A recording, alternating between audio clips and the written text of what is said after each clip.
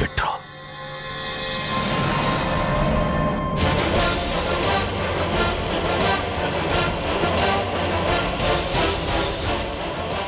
ఆగిపోయావే, అంటించు.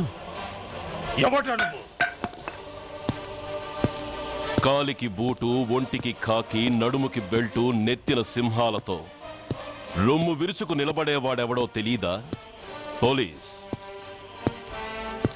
శవాన్ని తగలబెట్టాల్సింది ఊరి చివరనున్న శ్మశానంలో కానీ ఊరి మధ్యన కాదు. ఆయన ఎవరో తెలుసా మాట్లాడుతున్నా? తెలుసురా, ఓ గూండా, ఓ స్మగ్లర్, ఒకప్పుడు మత కల్లోలాలు సృష్టించి ఈ సిటీని శ్మశానంగా మార్చిన నంబర్ 1 క్రిమినల్. ఓయ్ ఆపరా. ఇలాంటి ఉడతరపులకి భయపడేవాణ్ణే అయితే అసలు మీ ముందుకు వచ్చుండేవాణ్ణే కాదు. కాకి బట్టలు కట్టి నీ ఇంట్లో పాకీ పని చేసే మా డిపార్ట్మెంట్ వాళ్ళ కోవలో నన్ను కలపకు. ఐఎమ్ ఏసీపీ సూర్య, ఈ 3 సింహాల వెనుకున్న 4వ సింహాన్ని.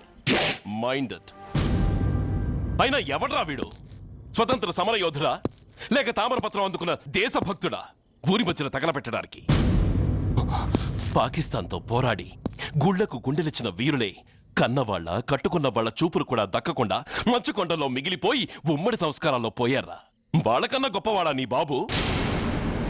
గుండె మీద కాల్పించుకుని జాతికి ప్రాణాలిచ్చిన గాంధీ మహాత్ముని కూడా ఊరి చివరే సంస్కరించారా?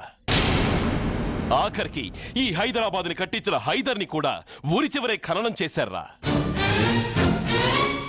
చూడు, చచ్చినవాడు ఎలాంటి వాడైనా శవాన్ని గౌరవించడం సంస్కారం కాబట్టి చెప్తున్నాను.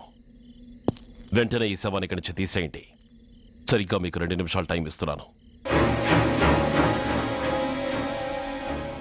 తీయకపోతే అందులో అనాథ ప్రేతంలా వెళ్లి ఎలక్ట్రిక్ క్రిమేషన్లో బూడిదైపోతాడు. గంగలో కలపడానికి అస్థికలు కూడా మిగలవు. ఆగిపోయావే? నాకు చావంటే భయం లేదురా. నీ అబ్బ మీద నీకు ప్రేముంటే, నిజంగా నువ్వు వాడికే పుట్టుంటే షూట్ చేయి. వాడితో పాటు అందరం పోదాం. కమాన్, నువ్వు షూట్ చేస్తావా, నన్ను వెలిగించమంటావా?